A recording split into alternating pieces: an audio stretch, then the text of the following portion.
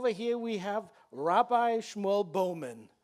He has dedicated a large portion of his life to protecting vulnerable Israeli communities living under constant threat of both terror and rocket attacks. He's originally from Canada. He made Aliyah back to Israel in '93, if I'm correct, and today he serves as the executive director for Operation Life Shield, and he is a long-term partner with the ICEJ, and we're so happy that you could be here.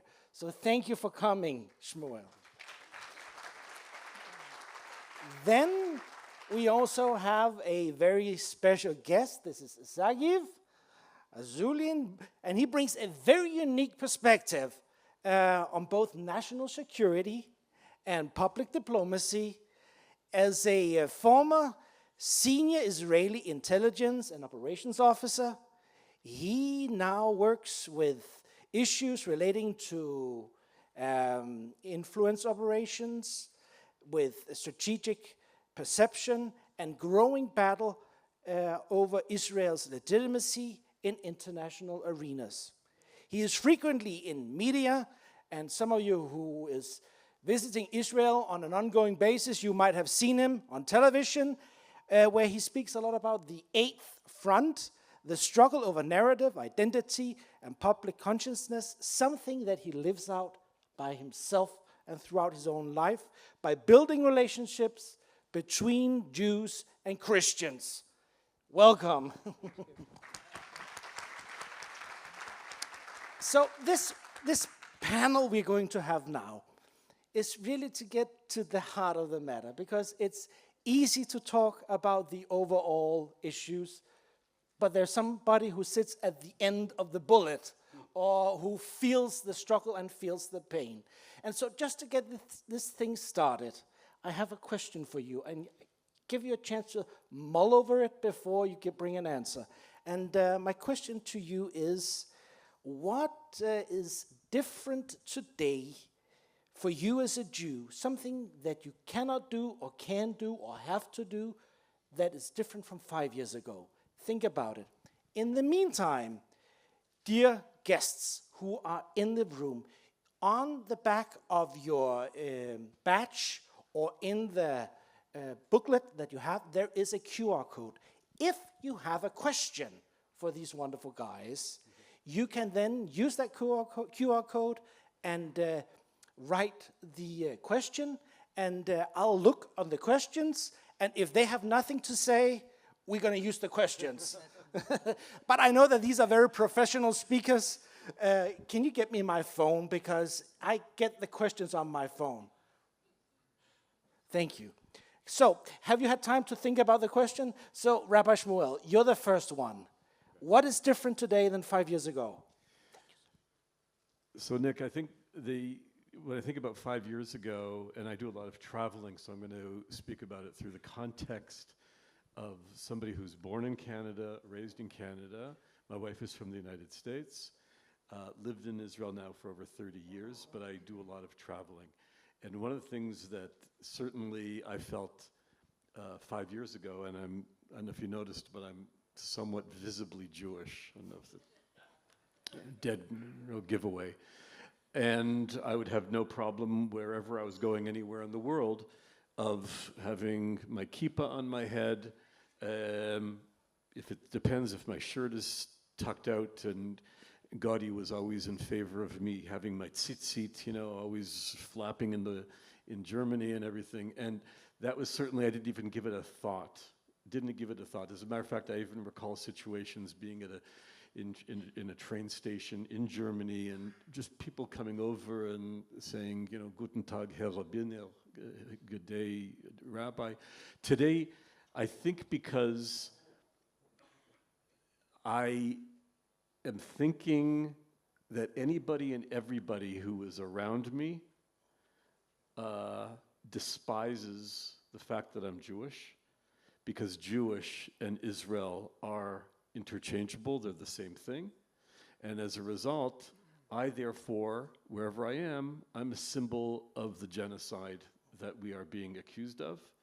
And therefore my peripheral around me needs to be very aware that really, again, I'm not a fearful person, and we could talk about that later, but I'm generally aware, do I have the time to get into a fight right now? You know what I'm saying? Do I have the time for police to get involved or not? And that becomes my awareness. Is there a threat around me? Which today, I still haven't changed. I still wear a kippah wherever I'm going, but my guard is ever more sensitive. Okay, thank you. Sagiv, what would be your response? Well, first of all, I want to say thank you to Dr. Buehler for giving me the opportunity to participate in this event. And I just want to say that the fact that this event is taking place, and this is an emergency summit, and that we don't see here all the Israeli media, all the journalists, being here with you, with us, wanting to hear the story of each one of you, wanting to understand why you are here. What is it? And bring your story to the Israeli public. This is something that I'm personally taking over myself to change here in Israel. So a year from now, this summit will, all those people that are lacking right now will participate. This is number one, because I think this event is amazing, and the fact that they are not here, it's a problem that we need to solve together. So you will hear from me different kind of, different kind of approach, because the fact that I'm sitting here, I'm not a rabbi, I'm just an average Israeli guy. This is something that needs to be explained maybe. So 5 years ago, I had the opportunity to travel the world not being an Israeli or not being a Jewish. And when you do that, you know what you see? You see the truth. You see how people see you. And now that I'm back, back in Israel and back, chose to deal with this Christian-Jews relationship values. I think that now we have the opportunity that it was not exist 5 years ago, even more than that, to do something about it together. So I'm very positive and I'm very optimistic that I think that times are ready here in Israel for this relationship to come to another phase. Wow, thank you so much. Rabbi Shmuel, is there a moment in your childhood where you recognized being Jewish is not just a religious thing? Somebody actually hates me. And what impact did that do to your personality or your self-perception? Right, so my earliest memory of that happening, and I don't really know if I really understand what the word anti-Semitism actually even means, okay? I know that as a Jew, there was Jewish hatred. Now, interestingly enough, when you're growing up in Canada, it's not a type of hatred that we see, here. And I need to be very, very clear, very, very clear. There are more people, there are more enemies of Israel within the vicinity that we are currently sitting right now who would want to do us harm than there are anywhere else in the world. Okay, we just need to be clear about this. I can tell you one for a fact, the reason I was a little bit late today is because I witnessed actually an arrest of a terrorist literally at the north gate of our yeshuv. I live in Efrat, and as I was coming out of Efrat, it was one of those things. I was at the stoplight, the Jeep pulls up with the soldiers, they run out with the weapons ready. They literally knew exactly what they were going for. There was a yellow taxi cab van. They went in, the entire thing took 10 seconds. They went in, they got the guy, they pulled him out, and they arrested him. And I'm thinking, that's very likely somebody who very much wants to kill Jewish people or wants to kill Israelis. That's not necessarily the widespread case in Canada. However, as a child, it was a sense of feeling different. I grew up, I went to a private Jewish school until 6th grade. So 7th grade, right? So now I'm 13 years old, yeah? So this is the first time I'm really introduced to a world beyond my little bubble. And it was very clear I must have had a big invisible sign on me that said Jewish person. And I remember, and again, for all my life until then, I grew up in a very close-knit Jewish school. And we all knew each other, and I grew up with the same kids, the same friends. And now I'm in a park with my bicycle, and this, this not Jewish person sees me, and first he jumps behind me and starts pounding me on the back, and then he steals my bicycle. So I did what I thought was the correct thing, growing up in a Jewish school, and I screamed at him, "I'm gonna sue you, I'm gonna get a lawyer, I'm gonna sue you." I'm 13 years old, and I've never heard anyone laugh so hard in my life as he took my bike away forever.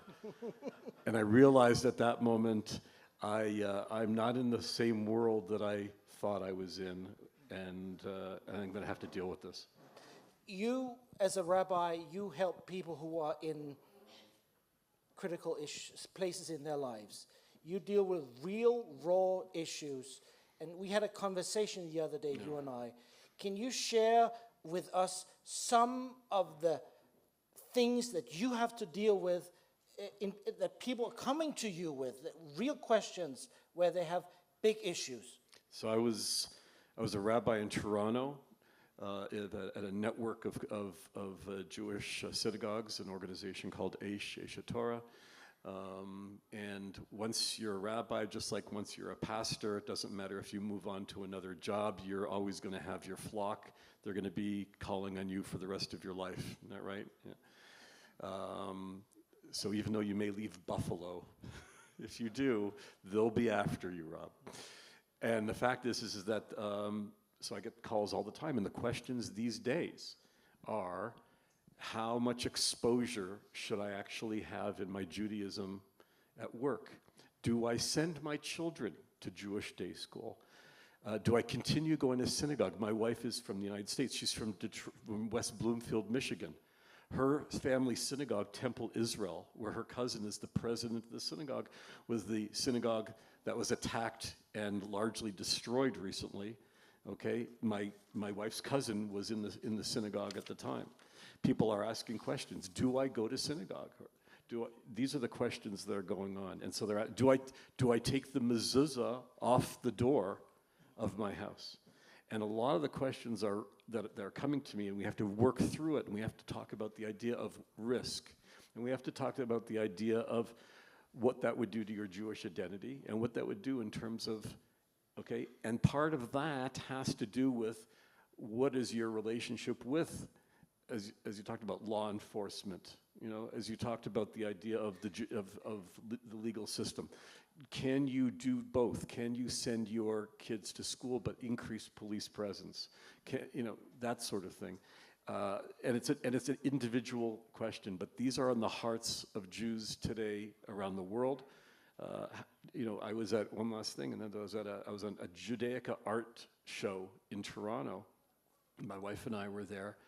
Donna Halbrook is here. Donna was at the event as well, and it was mostly a Jewish event. Judaica, not Israel, Judaica art. And the conversation amongst the Jews there, which I was present for, was how much exposure should we have as Jews? Or should we lie low for a while? And I turned to my wife and I said to her, doesn't this sound like the kind of conversation that the Jews of Berlin may have had in the 1930s? Wow, interesting. Sagiv, you work with what you call the Eighth Front. You have to explain what that is. And actually, we have a question from one in the audience. This is Daniel, and he is asking what your thoughts are on South Africa and the Eighth Front with the PR war that is going on. So, but first, explain what the Eighth Front is about and help Daniel understand what that has to do with South Africa. I will. First of all, I think the rabbi story over here, in a way, symbolized something about the different approaches for combating or fighting anti-Semitism. There is a huge difference differences, I will say, between being a diaspora Jew and being an Israeli Jew. Most probably that we don't share the same attitude to anti-Semitism, and that's we fight back, and we fight hard, and we are winning eventually because we don't have any other choice. And it's bringing me directly to the concept of the Eighth Front. First of all, why I call it the Eighth Front, and the Prime Minister Netanyahu just referred to this Eighth Front also in his 60 Minutes TV show interview that he gave. Israel still fighting in 7 kinetic fronts. Thanks God, we are we are winning in most of them, in all of them. There is one front, and this is the front against Zionism, against Israel, against Judaism, but not just against that, against Christianity and against the Western civilization in general. That's this front. This front is not just by kinetic forces. This front is mainly by changing public awareness, public perceptions, using tools like social media, like research centers, like education, like sport, etc., etc. And this front is, again, not just against Israel, against Western values, Western countries, that the base of those that I mentioned is Judeo-Christian values. That's the thing. The enemy of this Eighth Front, of us in this Eighth Front, you mentioned that here is mainly radical Islam. It's a triangle of 3 enemies combined with a left ultra-progress movement, woke movements, and new methods of communism, if it's China and Russia. It's not that those 3 are sitting together every Sunday morning and, discussing what they are going to do, but each one of them working in his way, getting to the gaps and the spaces, using democracies and getting inside, and in a way, without even shooting one bullet, they are undermining us, they are winning, and this is the only fight, only war that they are winning. So that's the Eighth Front. So what will be the solution to change the situation over there and to win also in this only front that we are losing? I believe that this is that. The alliance between Christians and Jews, but official alliance. And you all mentioned that, everything started here in Israel, in Jerusalem. I do believe, I'm coming from a place that we are not asking others what they can do for us. Mainly we are asking ourselves how we can act better. And I do believe that if Israel will officially recognize what's going on here, will officially recognize this relationship between Christian and Jews, officially will create an entity that will lead and deal with this common enemy that we have on those arenas that I mentioned. If we will do that here in Jerusalem, officially again, embrace Judeo-Christian relationship, create the formal entities to deal with that, then we will see a real change. And the way to do that, and this is the role that I'm taking and took over myself, is to bring that to the average Israeli.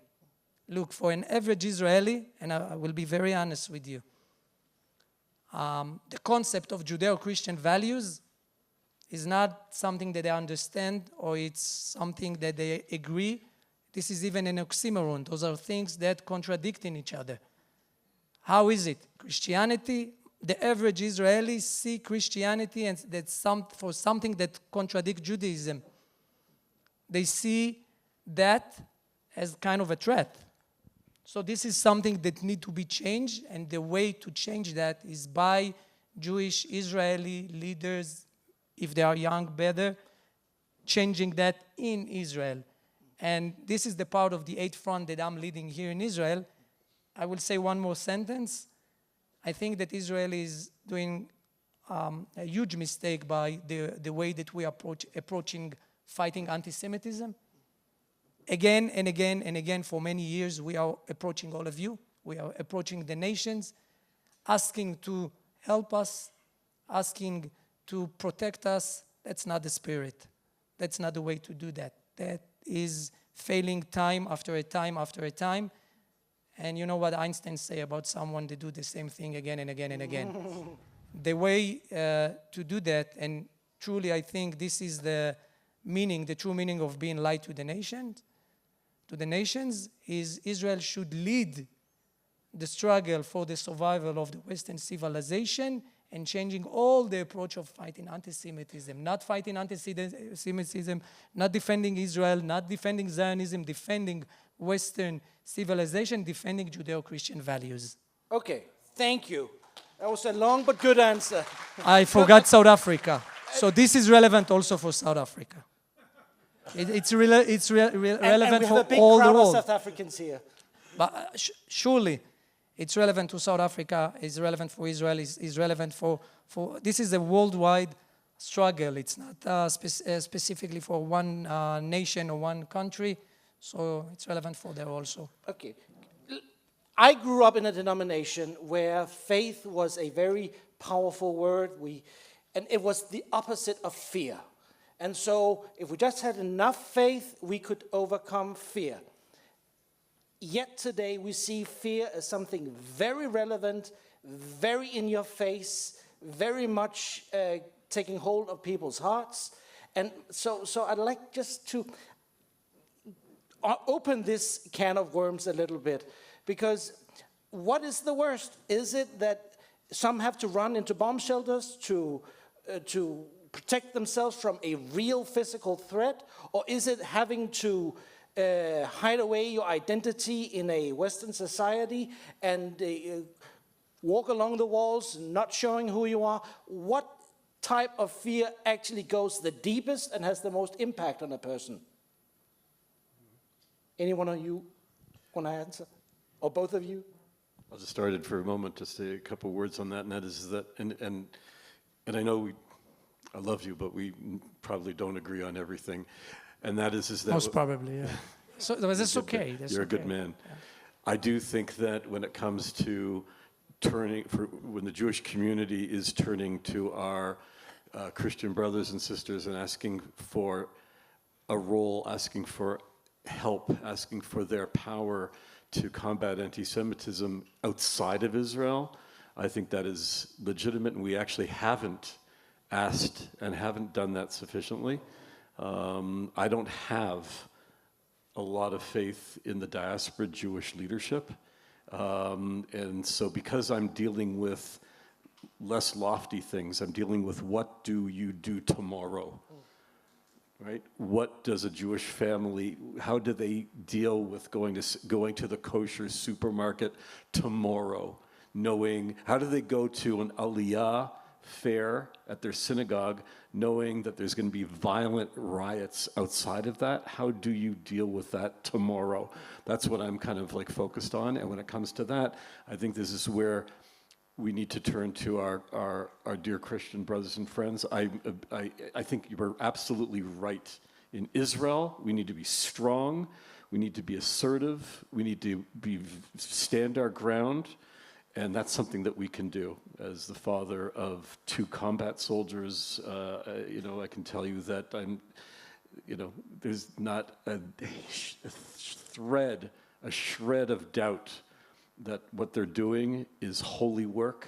When I talked to my son, when he spent most of the last, time in Gaza, he's a gunner in a tank in Gaza, in Miluim, in reserves, and I say to him, you and your friends are literally the Kohanei Hagdol. You're the high priests. You are. There's nothing holier than you. And I think to your point, for me, I lean in on Psalm 91, verse 5. And when I think about King David, right, our great-great-great-great-great-grandfather, yeah? And I say, and he says, do not fear, Yeah, the terror by night or the arrows that fly by, the terror by night or the arrows that fly by day, that's an imperative. It's not a suggestion. Do not, that's an imperative, which means how do you command anybody not to fear? And I think the answer to that question is what I'm asking you all of you as leaders. We need your help to fight against anti-Semitism, like we've talked about before, at the highest level, so that there will not be fear. And what do the Jewish people need to be doing? The Jewish people need to be unified. We need to work on Jewish unity, and that needs to be our top priority. So when those things come together, I think fear will evaporate. Okay. You want to share? Yeah, I want to say something, because I think that we do agree on most of the things, not all of them, but most of them. But I think that anti-Semitism, this is an outcome of something. Okay, imagine a rope. Anti-Semitism is down here. Over here, you have an enemy that's trying to demolish the Judeo-Christian values of everything that we understand. What the state of Israel, what all of us, what diaspora Jews are trying to do for so many years, they're trying to do here, to cut the rope. You need to take care of the problem over here. And the problem over there, it's not just Jews, not just Zionism, not just Israeli. This is Judeo-Christian values based off all of that. So I'm suggesting a different approach. And this approach hopefully will be accepted by the state of Israel eventually, because what we did in the last 80 years as a state, more or less, it's just not working. Just not working. And as we go to the young generation, the situation is worse, much worse. So we can try to continue to do the same that we did. Bishop Robert Steen said over here to expand the base. And I 100% agree. But this need to be also in our side, in the Jewish side. Because for years, this relationship between Jews and Christians, this is the secrets of the politicians in Israel. This is the secrets of many people that come, sit with you, getting tons of donations, but they will not take it out, this relationship. This is something they will always hide, not a single declaration or something official, government level, or not even the organization. So this is why an average Israeli don't know that. This is why Israeli media is not here. This is why stays over there. This is why we are not winning the battle, because the enemies that I mentioned, think about it.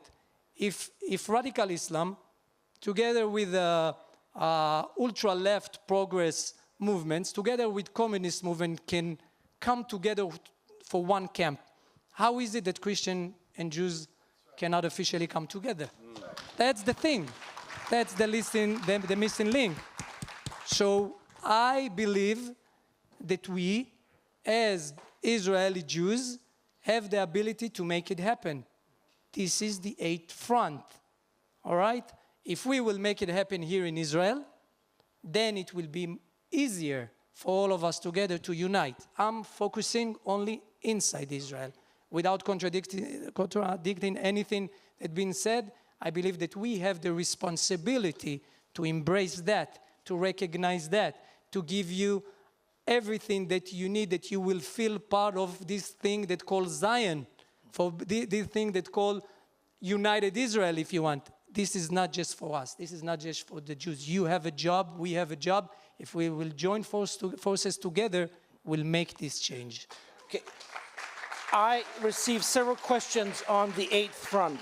So it has to do with narratives. It has to do with perception. Also. And a part of this is you are focusing on what happens here in Israel, and that's amazing. But there are people from outside of Israel here. And I asked you the other day, what should they do better? And you say, they shouldn't do anything better, we should do something better. Sure. And that's a very beautiful thing. However, there might be people who don't get it, who don't understand how the eighth front is a reality, And what is it that we as Christians, as believers outside of Israel, should be aware of so that we can align with what you're trying to do? So, with a great humble, I will say that there is better people to tell you what to do. It's not my role. I know what we need to do here in Israel. The only tip that I can give is that everybody needs to realize that what we see worldwide, this is not a coincidence. This is not something that just took place suddenly. The enemies of Israel, of Christianity, of all of us together, understood many, many years ago that they cannot win against Western civilization only by kinetic force. And they are using a very sophisticated weapons targeting our young generation, because everything that goes for a young Israeli over here that get into the college and suddenly lose his relationship with Judaism, that happened also in Texas and also in South Africa and also in other places. They lose their relationship and connections to Christianity, and this is how they are winning. So they need to understand. Again, if I can say something about that, they need to understand that this is not about Israel. It's not about Zionism. It's not about Judaism. This is about them. This is about them surviving, if they want to survive, as they are. Because I believe that there is a direct link between 9/11 to October 7, to the fact that we have Mandani in New York, to the fact that Brussels, London, Paris, they are not the same anymore. And this is all of that. This is this eighth front that they are using. And if they will understand that Israel, this is just an easy way to tackle this very, very complicated, I will say, issue, and they are next. You know what? They are not next. They are already there. They are already there. And we, the Jewish nation, Israel, will survive that. We are surviving every time. We're used to this kind of threats and situations. I'm not sure about London. I'm not sure about Brussels. I'm not sure even about New York. And the way to win is this Judeo-Christian relationship in official way, out loud and clear, starting here in Israel. Okay, thank you. Brother Shmuel, Dr. Jürgen identified earlier that there is a silence in clergy amongst Christian leaders at the moment, not knowing how to deal with the issue at hand. What's the difference? How do you see either the hostility, the terror, and the abandonment? How do they come across to you? Right, on a very, very personal level. And again, I've been visiting churches around the world for the last 20 years. And what I've noticed in the last in the last 3 years, no accident, almost 3 years, is that many of the leadership of those churches have just decided that let's take Israel off of the stage for now, or maybe forever, but certainly for now. Why? It seems to me that with their focus on making sure that their congregation numbers are at the very, very least the same, and certainly not dropping, that the last thing that they want to do is bring another element in which is going to deflect and cause friction and cause controversy. So that means that many of these pastors and leaders are saying, when we used to talk about Israel, and I used to get invited to all these churches and speak and blah, blah, blah, and they would be, Shmuel, Rabbi, welcome back to our church. Come on in, but do me a favor, don't talk about Israel. Don't talk about Israel. Okay, that's nice. So this will be a 10-second talk, right? Or at least, at the very least, just don't make it so, fire and brimstone. And I think what they've done is they've taken Israel off the stage so that they can focus on other wonderful, amazing ministries that they may be involved with, working with prisons, working with trauma, all sorts of amazing orphanages, beautiful things. But Israel's no longer in there because it's becoming a magnet, not a magnet, the opposite of a magnet. It's going to repel people. And I think that the solution, right, to that is for everybody here in this room to be able to approach their own colleagues, right? The idea that, again, going back to what Bishop Stern's talking about making sure that you go and talk to somebody under the age of 25. I thought you were going to say 30, actually. But under the age of, but you're right. That's really it. Talk to somebody under the age of 25 and really mentor them, and especially someone you identify as being a leader. And so that you're saying to them, no, Israel has to be top of the page. I was speaking with, was it Terry from Moncton? Where are you, Terry? And the very fact that the second question that Terry asks any of his Christian colleagues is, where do you stand on Israel? Because if it's not priority one, that the relationship is going to go in a completely different direction.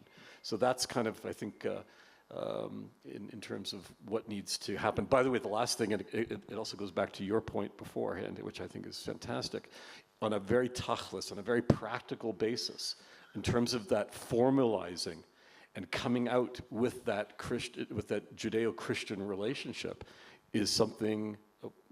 I'm not going to embarrass him. Rabbi Pesach walked out for a second. But if you want to hear an amazing podcast about Shabbat, you've got to listen to Rabbi Pesach. He does a beautiful job on Shabbat, and he says, every one of you, if you're not already doing this, contact Jews in your community and get yourself invited for a Shabbat meal. It happens at our house all the time, right?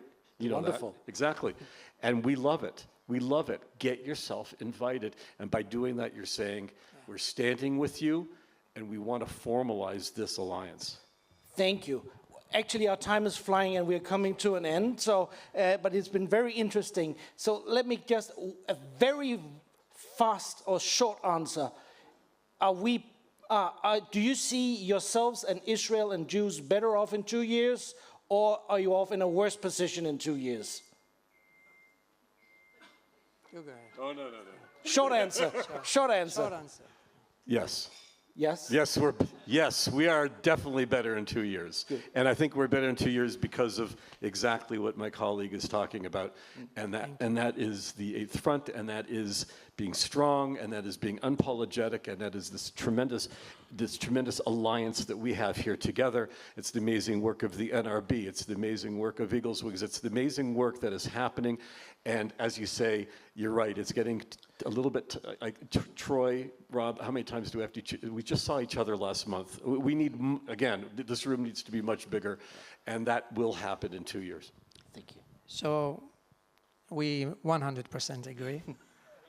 In 3 weeks from now, less, I think 2.5 weeks from now, we're going to have, first time ever in Israel, under the Association of Municipalities, the Israeli municipalities, an event with the embassy, with Troy Miller, and hopefully Robert, you will able to come, but of course with you again. Official alliance that we are starting to establish with the Association of Municipalities in Israel. It's mean grassroots. It's mean mayors. It's mean people that, it's mean with Israeli media that hear you directly, and we'll spread that, first of all, inside Israel. In Feast of Tabernacle, I promise you, you will see a few hundred Jewish Israelis marching with the embassy. So in 2 years from now, definitely we will be in a better situation. Thank you so much. One final question for you, Rabbi. If there's a Jewish kid sitting somewhere in Europe or America today, what would you tell them? Make Aliyah. Meg Aliyah. Thank you so much. Let's say thank you to them. Our time is up for now. So let's give them a round hand and applause and say thank you.